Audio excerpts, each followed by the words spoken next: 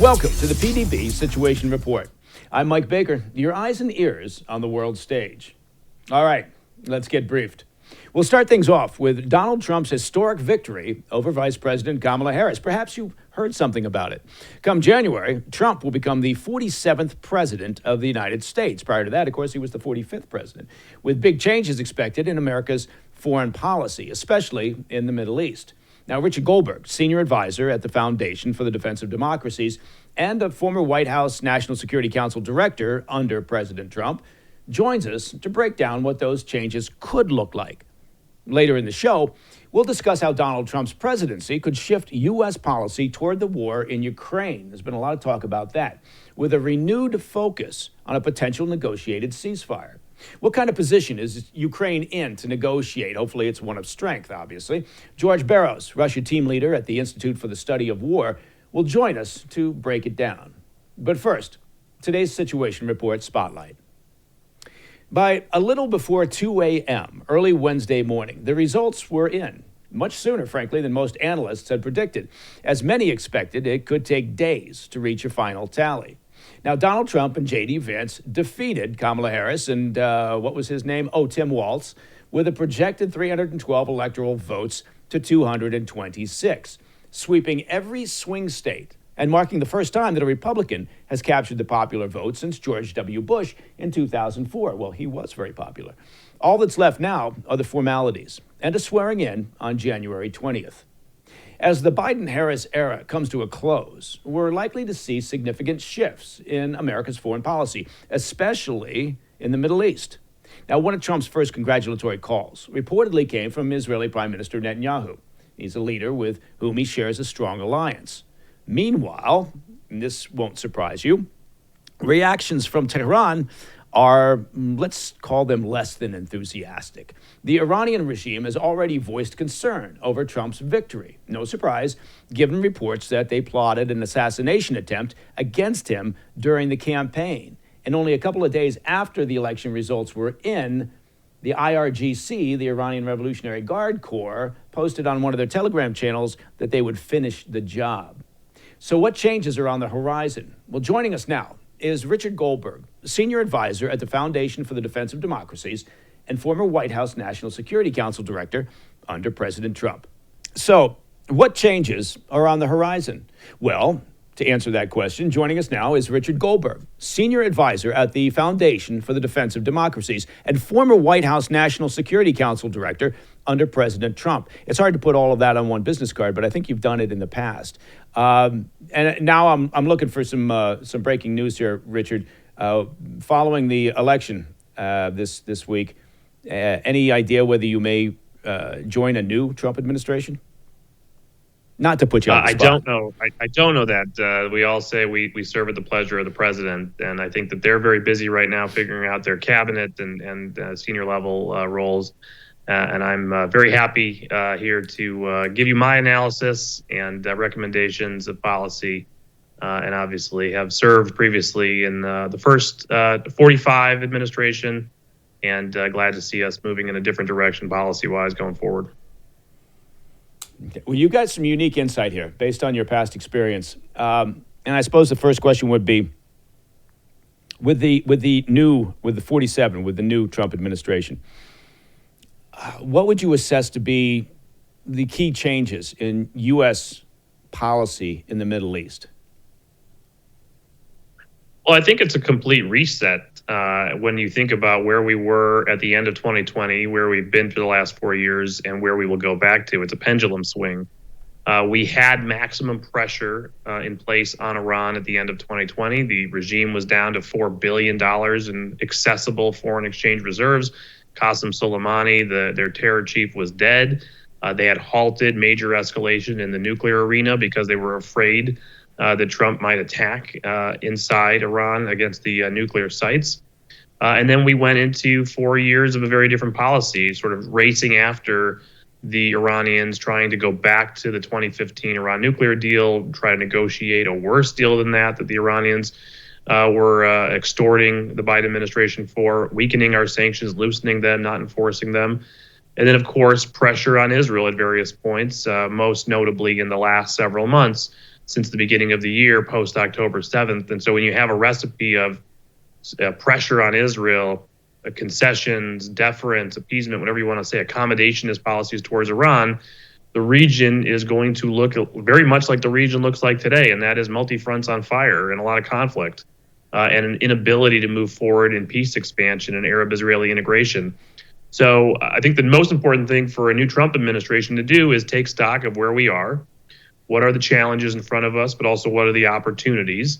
Challenges, include Iran racing forward over the last 4 years in the nuclear domain, really sitting fourth in inches from the nuclear threshold, not just on the production of the nuclear material, but also potentially doing things in the weaponization front as well, as we understand from some of the leaked reports over the last few months.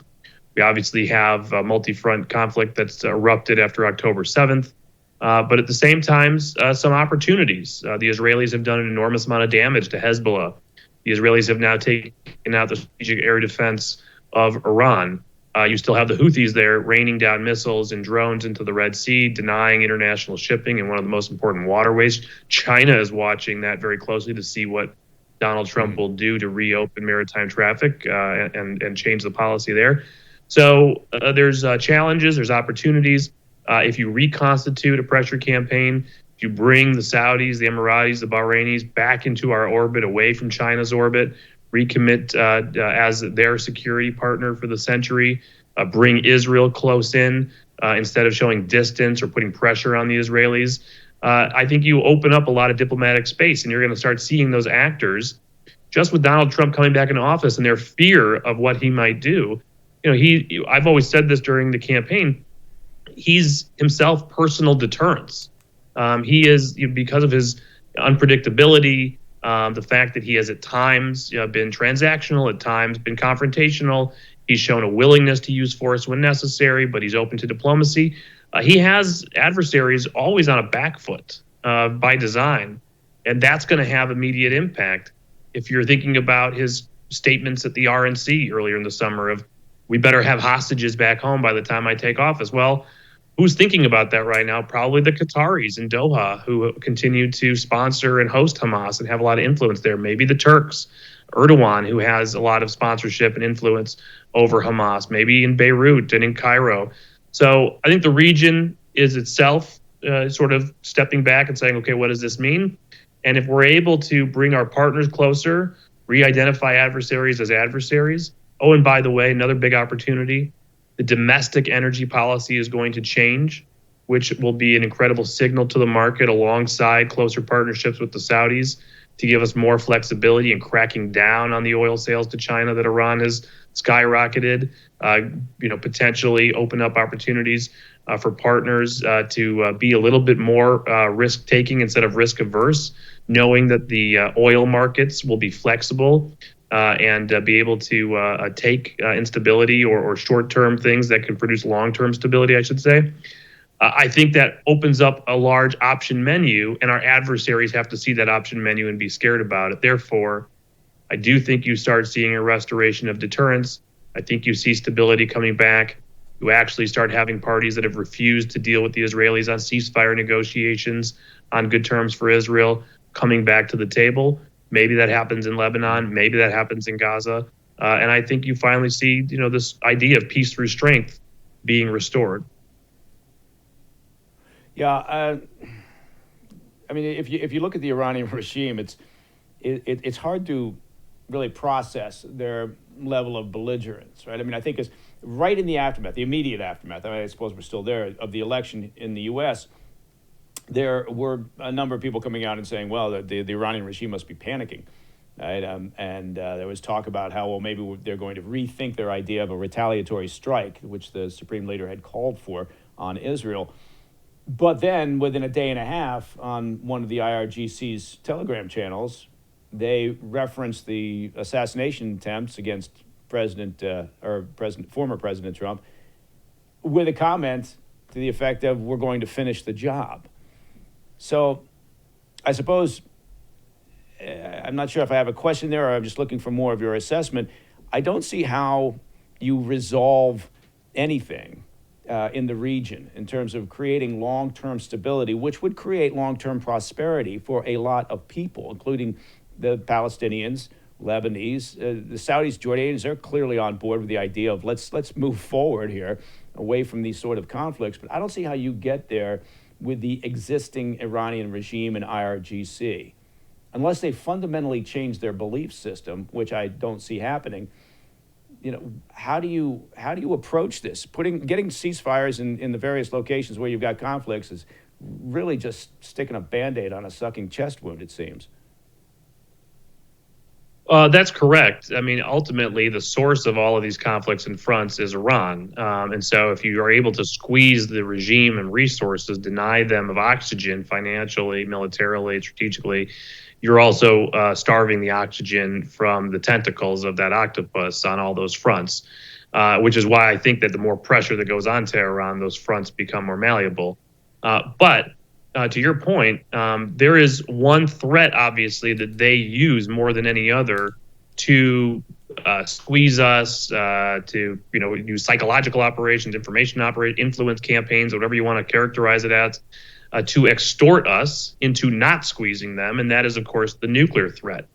If they sit there on the 1 yard line and we sit here in fear that they might move forward, they might go to breakout, and we also demonstrate some sort of fear of the use of military force or constraint on Israeli use of military force to deny them that breakout, then they know they have us over a barrel. And then they're able to do all the things that they do outside of the nuclear domain, which keep us hampered, pinned down in the Middle East and unable to actually have a force posture of what the world should reflect given the threats we face over the next few years in the Indo-Pacific. So my thesis is you need to remove that existential threat, that existential danger, their largest card to play, deny them the nuclear extortion piece. When that piece is removed, there is nothing to stop you from squeezing the regime of resources for all of these malign activities. And the second piece of this, of course, is we can't just continue to have a continuous zone defense in the Red Sea against the Houthis. You just cannot have this level of naval and air force commitment over many, many months when we need to be surging potentially in the Indo-Pacific. We might see an uptick in harassment of the Philippines from where it already is now. We might see greater saber rattling and moves towards Taiwan. We have to be nimble and be ready to flex and surge into the Indo-Pacific. Therefore, the current force posture is unsustainable. The answer is not to cut a bad deal and have another JCPOA and appease the regime to try to pivot. The answer is to remove the existential dangers and restore deterrence, and I think that's what Donald Trump will do. Were you surprised at the, what's the word I want to use, moderation perhaps, the restraint that the Israeli military showed in the target package that they chose for their strike against Iran? I was not, and I'll tell you why. I think there's an open question over whether or not there is a round two coming and what round two looks like and when it would be delivered. But put that aside for the moment. If you thought about this in a campaign strategy, if you were going to prioritize your target list to ensure you had the ability to take out some of those longer term threats, like a nuclear site, like an underground missile storage area, you would do exactly what they did up front, right? You would prioritize air defense. That's the number one thing they did. And now they've left the regime completely naked from a strategic air defense perspective. You would worry about their retaliatory capabilities over the long term as you worry about your own production long term of interceptors and keeping up with the threat. And of course, for their solid fueled missiles that are more mobile, no notice launches, you don't want them to be replenishing those. You want to also, in any way possible, turn precise and guided missiles into a little less precise and less guided missiles by taking out ground command stations, which they did apparently as well from some of what I've heard.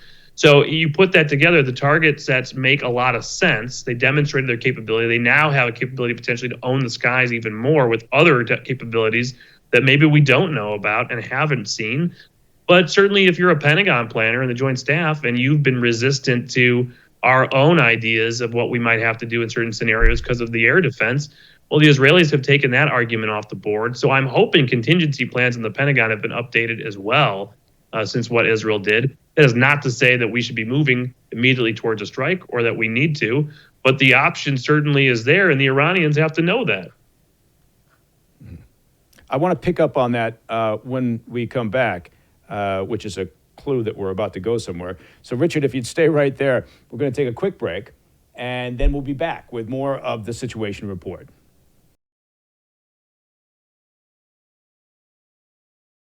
Hey, Mike Baker here. You know, every day, we hear more about surveillance and how our right to privacy is being infringed upon. And we're hearing about it, well, because it's happening.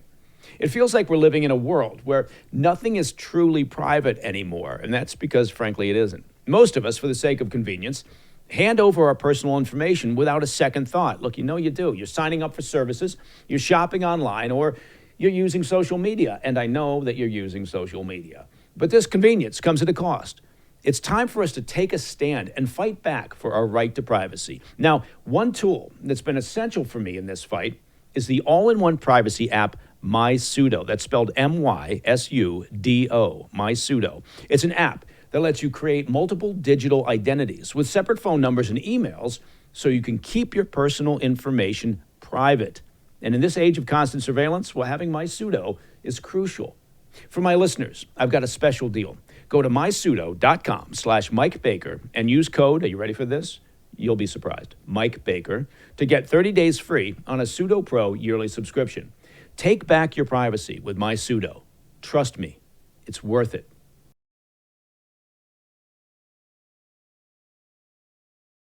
Welcome back to the Situation Report. We're joined again by Richard Goldberg, Senior Advisor at the Foundation for the Defense of Democracies and a former White House National Security Council Director under President Trump. Richard,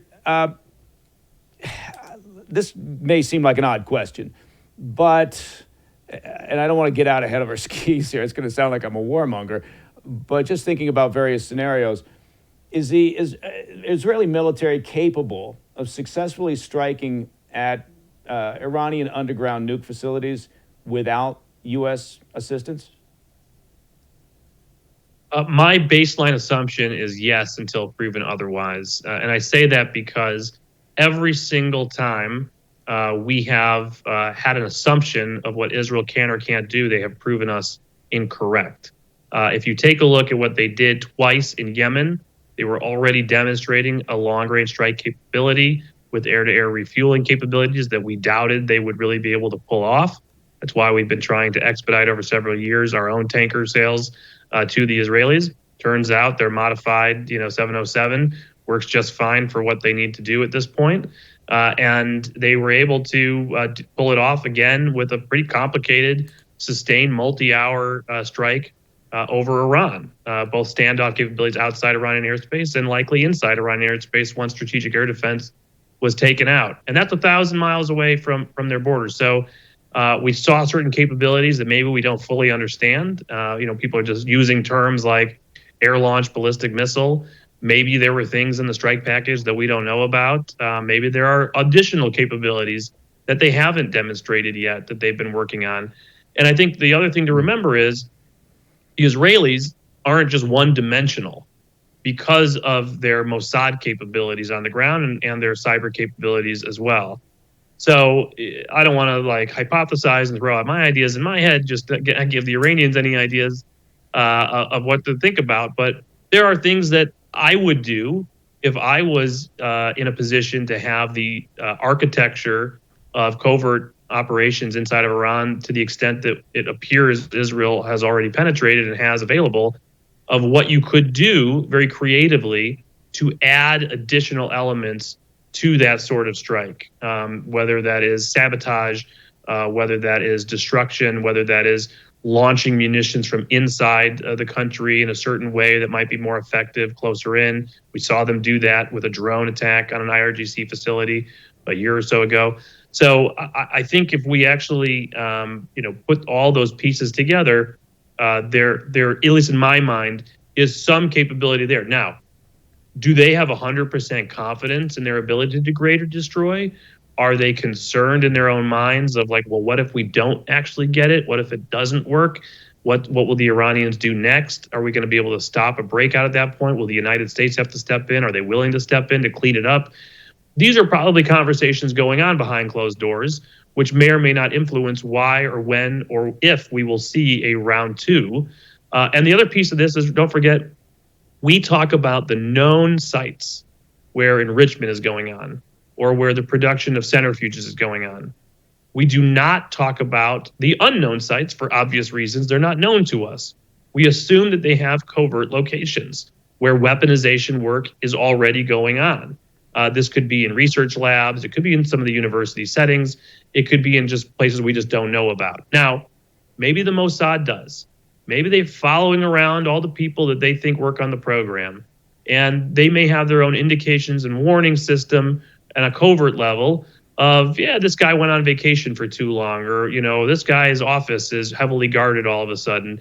And that could tip you off of there's something going on the part that we're not seeing. That's actually the part, to me, that's the most worrisome right now, with leaks about computer modeling of a nuclear weapon going on, the IC not able to verify to us that they're not working on a weapon at this point for the first time in 17 years, combined with the advancement they've had on, basically 90% weapons grade uranium production capability. They haven't crossed the threshold, but they've shown us that they can make it whenever they want, being caught at 84% once before. That gives me a lot of pause, knowing that the delivery systems have obviously been perfected as well. Mm-hmm. Kind of looking at, and I know I said earlier that, negotiating ceasefires, which obviously the Biden White House has been very keen to do, and Antony Blinken has logged a lot of miles during that effort.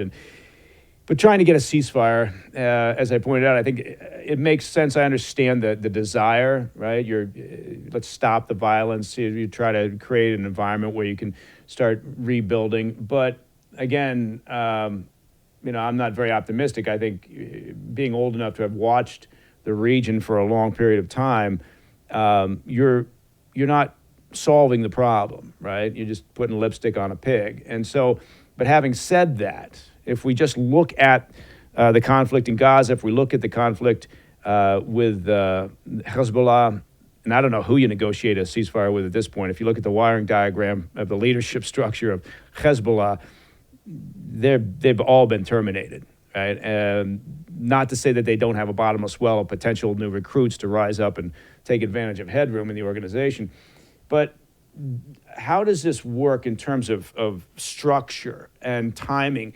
Are you able, do you think, to create a ceasefire with Hezbollah before you deal with the situation in Gaza? Or does everything kind of hinge on you've got to get that ceasefire in Gaza sorted out before you can expect the Houthis to stop what they're doing, or Hezbollah to say, yeah, we'll now come to the table? Yeah, so I think a singular point of failure in strategy, but obviously quite by design, was the Biden administration's belief and push that you had to get the ceasefire in Gaza and then all the other ceasefires fall into place. That is literally what Iran has put forward as its plan, because if you start with the ceasefire in Gaza before Hamas is actually dismantled, before you have a plan to ensure Hamas doesn't just come back and run Gaza, and then you have a ceasefire that's just static in Lebanon, where Hezbollah regroups and spends the next few years getting flooded back with strategic weapons from Iran, the way it's done the last 17 plus years, 18 years. If you then just say, okay, well, the Houthis are just going to remain in place with the ability to just rain down on the Red Sea whenever possible, they're just not doing it today. Iran wins in that scenario. So you can't look at the game board like that. What I do think the Israelis have successfully done on their own, in spite of the Biden administration strategy and pressures, with their military successes, is disconnect these pieces. So I do think that, and if you talk to Israeli officials, they do feel confident now when you hear from Hezbollah, when you hear from the Iranians, that it's no longer you got to surrender to Hamas and then the rest of the fronts will fall into place. Lebanon is its own field of battle now that is disconnected from Gaza, and I think that's important, and it should be. The Houthis are a whole different domain, and they're a threat not just to Israel, they're a threat to the United States, they're a threat to international shipping, and therefore we should have a focus on that distinct, unique, separated from what's going on in Gaza or anything. I don't care what the Houthis claim. I mean, they're firing missiles at the U.S. Navy on a daily basis and at international shipping. That can't be tolerated, period. China's watching. So in Lebanon, and for all the fronts, ceasefires are not just for ceasefire purposes, right? It's just like, oh, we just want a ceasefire. That's not an end state objective. The end state objective is improving the security situation for the United States and our allies and our interests. And so if there's going to be a ceasefire in southern Lebanon, what does that mean? What is part of that ceasefire? What is the deal there? Who's enforcing that deal? How do you know that? What's the verification involved there? And so I'm very wary on the path there. I think it requires a new Lebanese government. There's a process for that to happen that's been blocked by a pro-Hezbollah speaker of their parliament for a couple of years. If you had that process unblocked, if they elected a new president who was anti-Hezbollah, and it had a new cabinet that was anti-Hezbollah, not controlled or influenced by Hezbollah, and they gave the order to the Lebanese armed forces to say, hey, you're in control now. And the deal was, Hezbollah, you got to surrender. You got to move north of the Litani River, and our troops are going to verify it. And if there's a violation, it's not going to be enforced by Lebanese troops or some UN peacekeeping force. It's going to be enforced by the Israeli military at any time of their choosing. I think that could be a good deal. It could be something to build on, especially if the Israelis are looking for that front to de-escalate for whatever their strategic needs are at the moment, thinking from a munitions perspective and needing to reload and focus maybe on what they want to do next to Iran. In Gaza, just having a ceasefire in place, again, is not an end state objective. The hostages are still there, including 5 American hostages. You have no real vision right now, or at least a space room to move into stability operations that do not include Hamas. In fact, continue to undermine Hamas with the local populations, exclude pro-Hamas collaborating aid agencies like UNRWA, and actually start de-radicalizing the mosques and the schools in a long-term basis. The Saudis, the Emiratis, they can help with that. Maybe it needs to be their plan and vision. Maybe it needs to be a Palestinian proposal. It can't be an Israeli plan. Maybe it's an American plan that everybody signs up to. But there has to be that space there to ensure that you don't just have a repeat in the future. The Egyptians have a role to play here. How are you going to prevent smuggling restarting on that southern border through Rafah, both underground and above ground? So it's not simple of just like, let's have a ceasefire and release the hostages. And there might need to be concessions on the Israeli side to help in this space, and the Americans might be able to help create that room. But it's going to be an environment, a political environment, where it's not just like, oh, we're withholding weapons from the Israelis and pressuring them because we just have to get a ceasefire. It's going to be in the context of maximum support for Israel and flooding Israel with all the weapons it needs, and telling actors like the Qataris and the Turks and the Lebanese and the Egyptians, this is your moment. You want to be in a good relationship with the United States. Well, let's see what you're going to do here. Yeah, I think, from my way of looking at it, and I guess I can be a very cynical bastard, but I think the push over the past several months by the U.S. administration for a ceasefire was based on domestic political concerns. And, if you're genuinely interested in long-term regional security and peace and stability, you got to deal with the major problem here. And the major problem seems to be the Iranian regime. And so it's going to be fascinating to watch what happens during the beginning stages of the next administration in the U.S. in terms of the relationship with Netanyahu. To what degree does Netanyahu view this as perhaps an opportunity to try to finish the job? I don't know that you can ever do that, in terms of completely removing the threat of Hamas or Hezbollah. I think we've learned a lot from counter-terrorist operations in the past, and that's a very difficult thing. You'd never get it down to zero, I guess is what I'm saying. It's not a zero-sum game.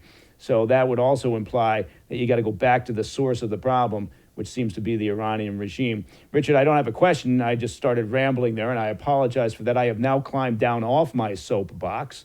But I hope that we can get you back on the show again before you accept another senior position at the White House. But I want to thank you very much for your insight. for your expertise and for joining us here again on the PDB Situation Report. Richard Goldberg, thank you very much, man. Bet. Well, all right, coming up next, with Trump's victory signaling a potential pivot toward diplomacy in Ukraine, we'll look at how the Ukrainian military is positioned on the battlefield and what the arrival of North Korean troops could mean for the fight. George Barros, Russia team leader at the Institute for the Study of War, well, he joins us to break it all down. Stay with us.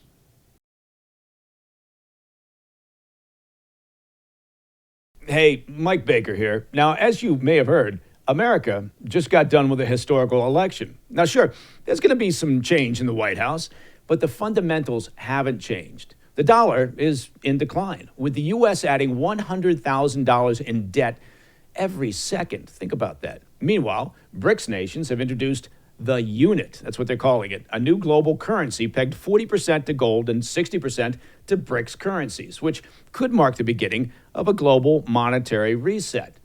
So, what should you do? Well, here's what you should do. You should call the proud Americans of the Patriot Gold Group today, before it's too late. Mention PDB, and you'll always get best-in-class service from Patriots protecting Patriots. Patriot Gold Group has the no-fee-for-life IRA, where your IRA or 401k can be in physical gold and silver, and you may be eligible for the no-fee-for-life IRA on qualifying rollovers. Call 1-888-870-5457 for a free investor guide. Now, Patriot Gold Group, this is important, is Consumer Affairs' top-rated gold IRA dealer for 7 years in a row. And quite frankly, that's a lot of years in a row. Call 1-888-870-5457.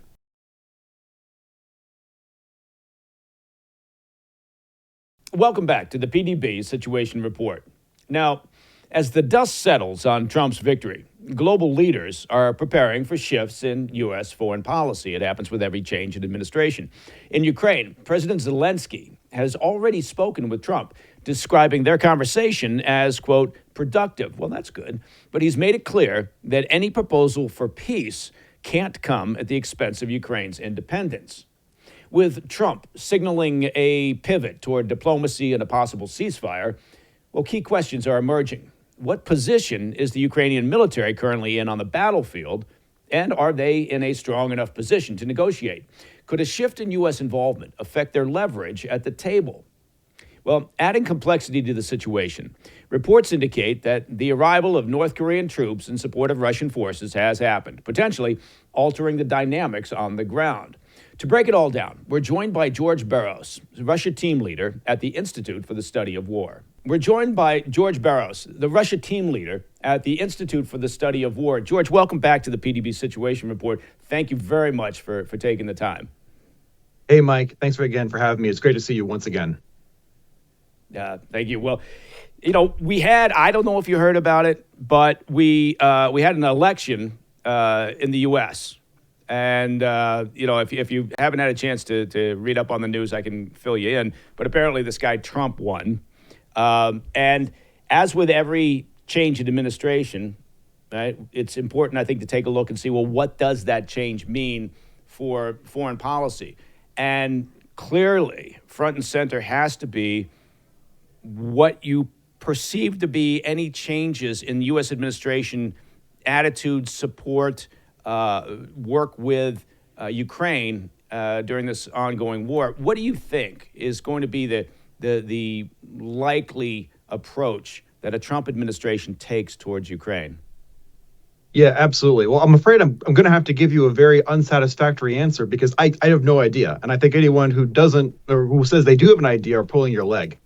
Look, we have had a President Donald Trump at presidency and administration before, and he's an unpredictable guy. And I would argue that what Trump does and what he says in his rhetoric versus what he does as a decision maker, there's two separate things, which is actually pretty common for most politicians. The key thing, I think, Mike, is going to be reassuring and trying to advocate the position that is in America's interest in Ukraine.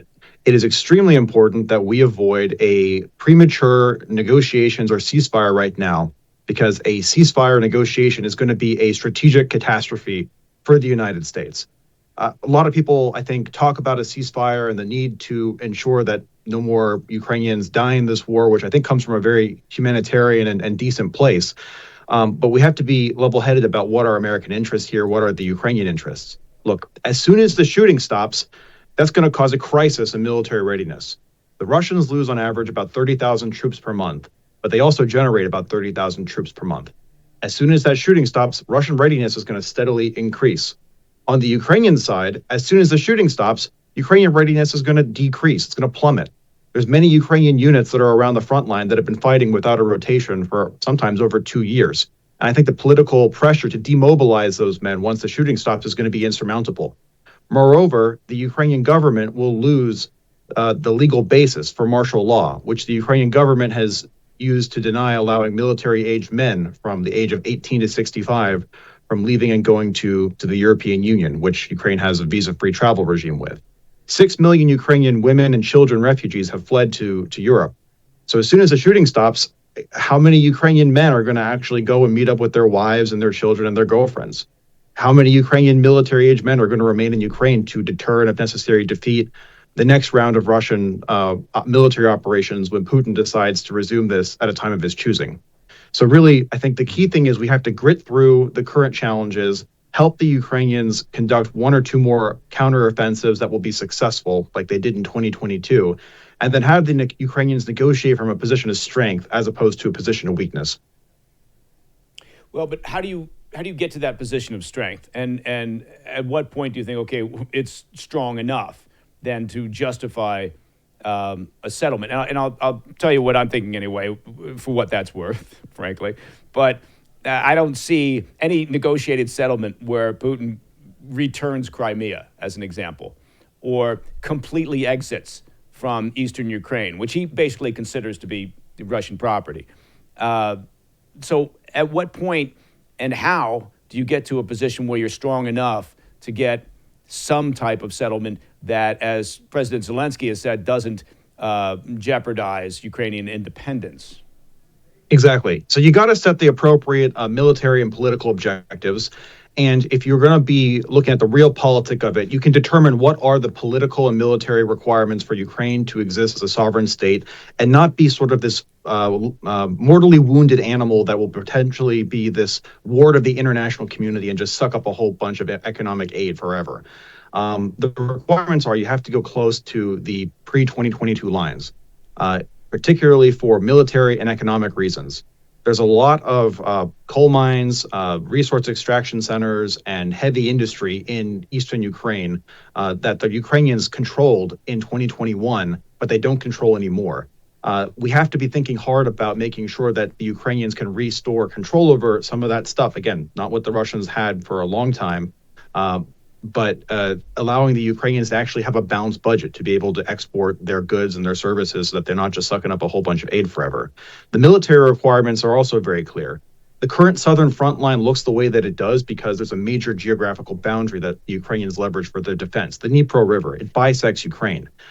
The Ukrainians successfully withdrew from their forward positions near Crimea when this war began in 2022 and fell back to the Dnipro River. And currently, that is what defines the southern front line.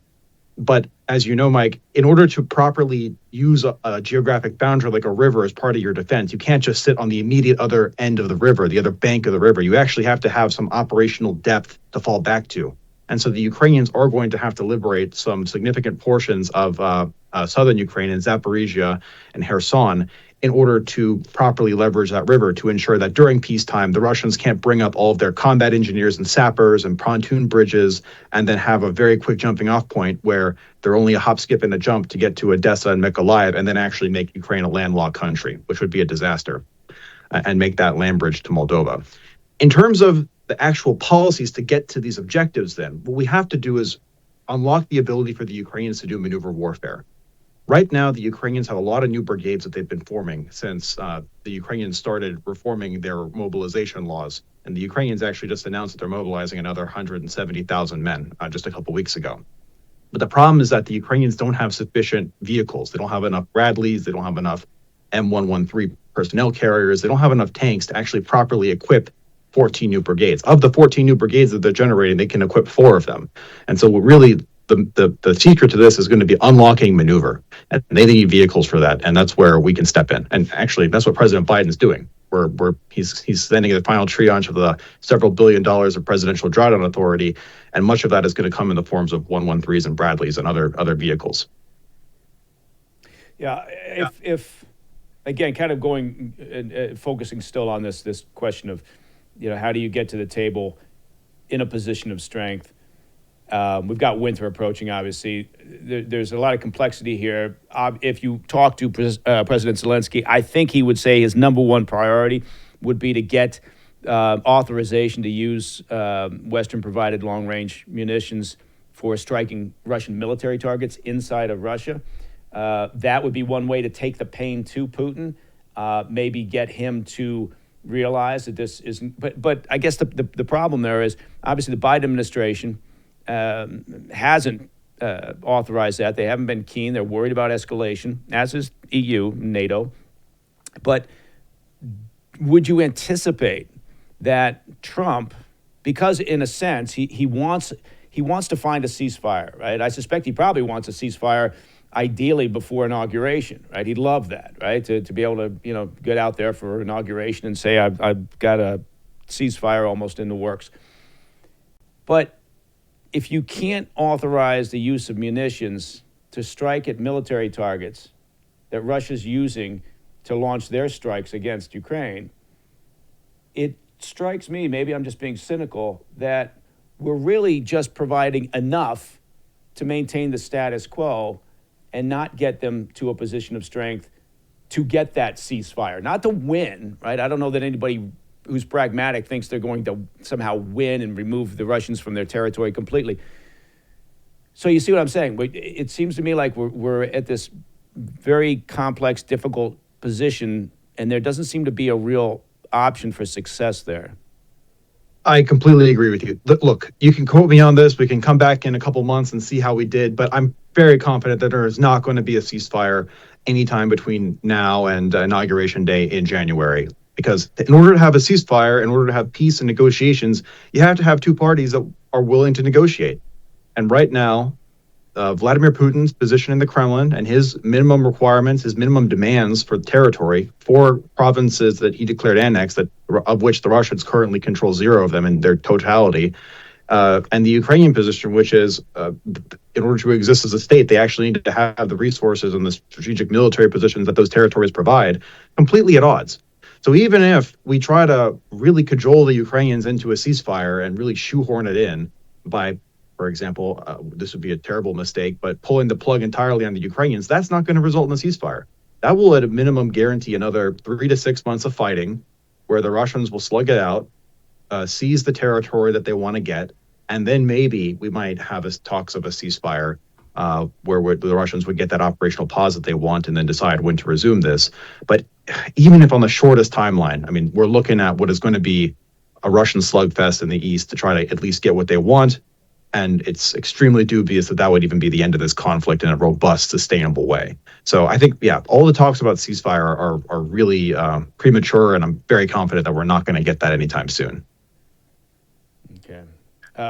George, if you would, if you stay right there, I'd like to talk to you about this development where we've got anywhere from 10 to 12,000 North Korean troops reportedly who have been receiving training in Russia and also accessing porn on their internet, which they've never had when they were sitting in North Korea. That would be a sidebar conversation to the overall issue of North Korean troops. But stay right there. We have to take a quick break, hear from our terrific sponsors. We'll be right back.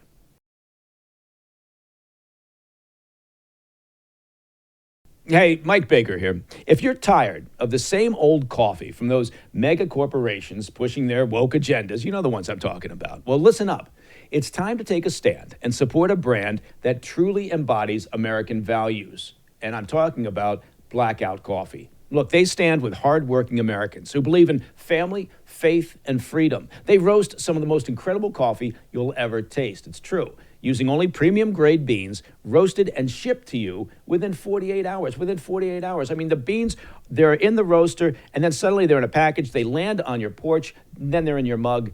Bob's your uncle. For the cold brew fans, Blackout Coffee is now also excited to announce the launch of their 2 new ready-to-drink cold brew coffee latte options. Don't settle for less. Make the switch to Blackout Coffee. Head over to blackoutcoffee.com/PDB and use the code PDB for 20% off your first order. That's blackoutcoffee.com/PDB. And again, the code is, no surprise, PDB.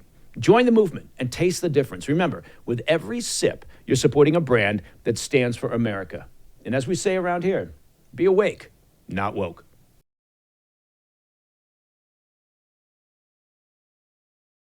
Welcome back to the PDB Situation Report.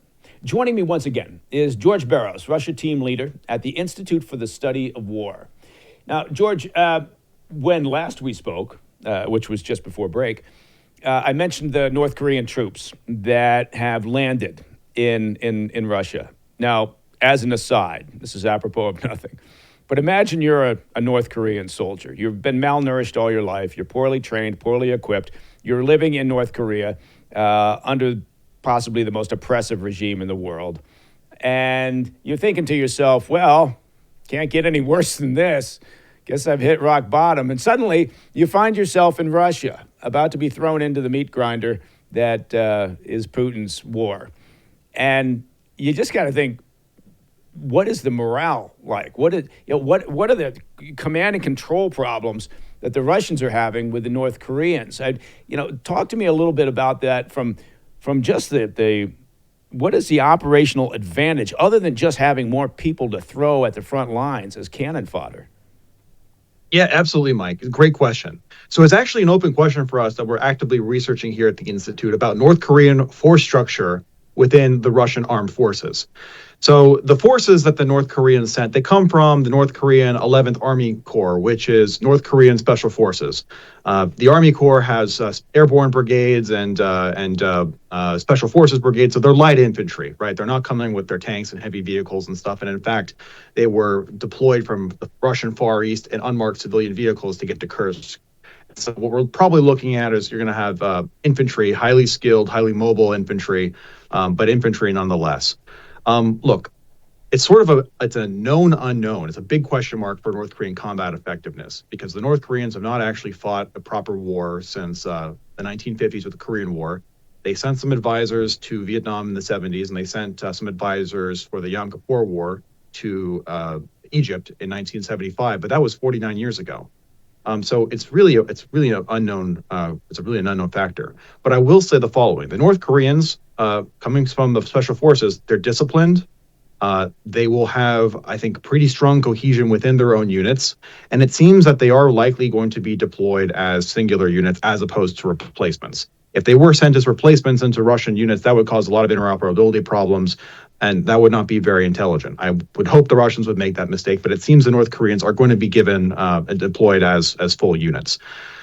That's interesting. That will create command seams between where the area responsibility for a Russian and a North Korean unit on the front line begins and ends. And if you're the Ukrainians, you can think creatively about how are you going to conduct raids or counterattacks into that command seam.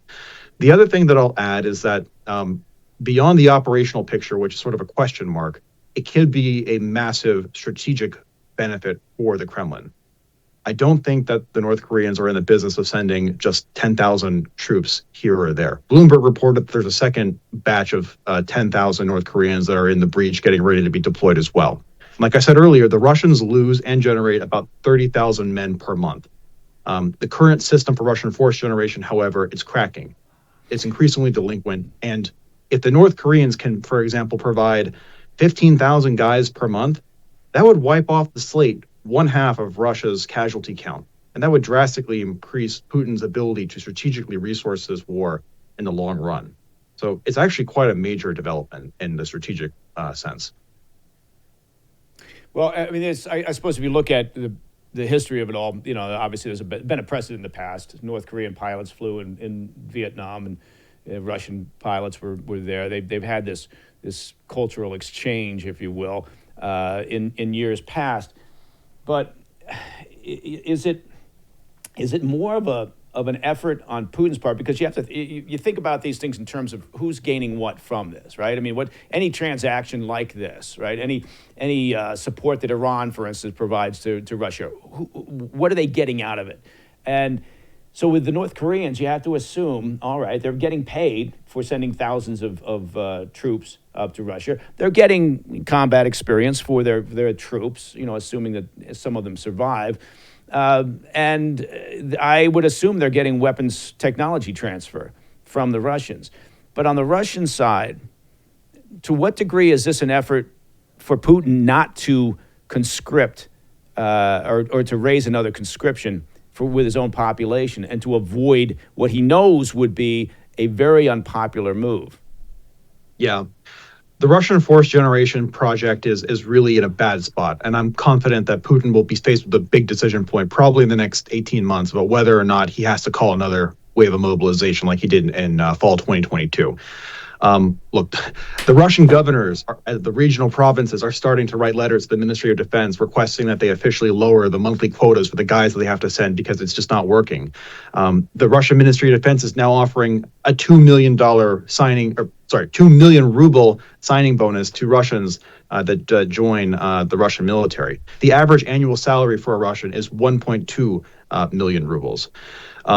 I think what Putin wants to do is ensure that, he really wants to not have to call on St. Petersburg and Moscow and those privileged Western Russians that have more political power and representation in the Kremlin system of governance to not create the regime instability. And so he'd rather go to the Russian Far East and create an alternative pipeline where he can get 15,000 North Koreans a month in order to stave off the inevitable of him having to make really hard decisions. And I think a personal thing that's really important for Putin is that he has to own mobilization. Most of the problems with the Russian military, he can scapegoat onto the Ministry of Defense, the Chief of the General Staff, various different generals, but Putin cannot scapegoat the decision to call another round of mobilization. That is a decision that the Russian president and the president alone undertakes, and he knows that. From your perspective, and being mindful of your time, but in looking at the realities that Putin's facing, right? And I don't want to be overly optimistic. I mean, everybody has hopes that that Ukraine does well, holds out during the winter, that support continues, et cetera, et cetera. But we also all want to see this thing come to an end that is supportive of Ukraine. But so I'm not looking for an optimistic assessment of Putin's situation in the sense of, how bad is it for him? But how bad is it for him internally, right? Both we're talking about his economy, his war machine. From your assessment, I mean, all things being equal, if it continues along roughly the same trajectory as we've been having, is there a problem? Is there a window here for Putin before it becomes a untenable situation on the home front? Absolutely. Major caveats up front. A lot of these factors can change. This assessment that I'm about to share with you is predicated on the current tempo and the current rates of losses, holding, and basically ceteris paribus. But ceteris paribus, there's three things that I want to highlight for you. Number one, the system of Russian fourth generation is, I think, not going to be functional within the next 12 to 18 months. The governors are already in revolt. They're not able to meet the monthly quotas. The Russians are trying to get North Koreans, and Putin is going to have to face a decision point. Will he declare another round of mobilization? That's going to come 12 to 18 months. The second thing is the Russian internal labor market and the economy. Russian inflation is really, really bad. The Russians are actually changing their monetary rates for the first time in many years, but they can keep printing money. That's not really the problem. Authoritarian states in war always print money. All countries do that. That's not a big deal. But the labor market is something they can't do. You can print money, but you can't birth babies and get them into being adults really quickly. There's a Russian labor deficit of 5 million people. And because the Russian Ministry of Defense has such a high salary and signing bonus for joining the armed forces, private Russian firms cannot be competitive. And so now what's happening is private firms are having to hyperinflate their salary and benefits packages to just have a modicum of competitiveness with the Russian Ministry of Defense. And so combined with a lack of employment opportunities in the Russian civilian sector and manufacturing sector, and the requirement to also staff the military, there's going to be hard trade-offs there that Putin's going to have to come to face in the next 12 to 18 months as well. Third and final point, Russian vehicle losses. The Russians are burning through their inheritance of the Soviet-era tanks and armored personnel carriers, and they're pulling them from boneyards that we can image from space. There's a lot of smart analysts out there that are looking at these boneyards and looking at the piles of vehicles precipitously falling month after month. Unless the Russians have some secret stockpile of vehicles that we don't all know about, or they get a major infusion from the Chinese, the Russians are on track to be very low on their Soviet-era vehicles, which at the tactical level of war, when they hit that point, again, the next 12 to 18 months, it's going to completely change the concept of operations for how to do tactics, how to do mechanized assaults at small squad level, at the platoon level, at the company level, because they're just going to have to lean more into infantry. And so I think Putin, having seen in space and time how these various different factors are going to really come together into a really undesirable sort of Gordian knot of problems, he really wants to end this war, or at least secure an operational pause as soon as possible, because if so, he can evade this iceberg on the horizon and ensure that he's not faced and put in a very precarious position. I would hope that we grit through what we're looking through now, keep the Ukrainians in the fight, and try to, best we can, put our hand on the steering wheel and try to guide the Russians into the iceberg, because that's when we might actually have some opportunities. Okay. Now, here's a question you're probably going to hate. To wrap things up, we get a negotiated settlement during 2025, yes or no? Ooh, I don't think so. My money's on probably not. The combatants are too far apart from each other, and if we pull the plug, Putin's going to have only incentives to keep going. His objectives have not changed from 2022. He wants Kyiv. He wants Odessa. He wants to make Ukraine a landlocked country. And with the Russian trends heading in the right direction, if he no longer has to deal with going through a whole lot of American equipment and support that have kept the Ukrainians in the fight, he'll probably keep going forward. Yeah. George, I got to tell you, it's always a pleasure talking to you, even if the subject matter isn't cheery. Maybe one day we can grab a drink and talk about something happy. But I don't know anybody who follows this more than you do, follows it more closely than you do. George Barros, Russia team leader at the Institute for the Study of War. Always appreciate you stopping by. I hope you'll pick up the phone the next time we call. Thank you so much for having me, Mike. It's always a pleasure chatting with you. Take care. Excellent, man. Take care. Well, that is all the time we have for the PDB Situation Report. What a complicated situation. If you have any questions or comments, or even humorous anecdotes, or limericks, if anybody does limericks anymore, reach out to me at pdb@thefirsttv.com. Now, once a month, what happens is our team of PDB interns, overseen, of course, by the PDB executives, they choose some of the best viewer questions, and they produce our monthly Ask Me Anything episodes. So keep your cards and letters coming. Now, to listen to the podcast of the show ad-free, it is very simple. Become a premium member of the President's Daily Brief by visiting pdbpremium.com. I told you, it's very simple. I'm Mike Baker. Until next time, you know the drill. Stay informed, stay safe, stay cool.